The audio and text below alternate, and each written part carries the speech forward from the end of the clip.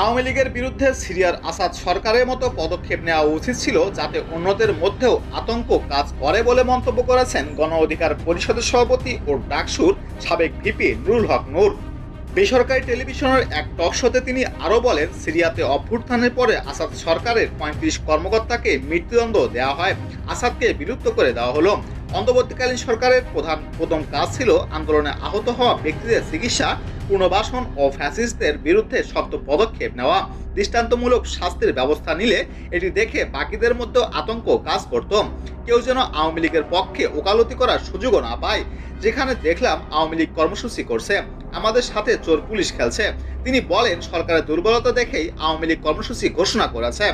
২৮ October ২০২৪ এর পরে BNP সহ রাজনৈতিক দলগুলোর ৩২,০০০ নেতাকর্মী গ্রেপ্তার হয়েছিল নির্বাচন নিয়ে আন্দোলন করার জন্য।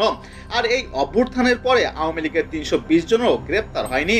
জুলাই অভ্যুত্থানের যে জাতীয় ঐক্য গড়ে উঠেছিল, সরকারের ভূমিকার কারণে এখন তা বিভাজনের রূপ নিচ্ছে। আওয়ামী লীগ এটারই সুযোগ নিচ্ছে।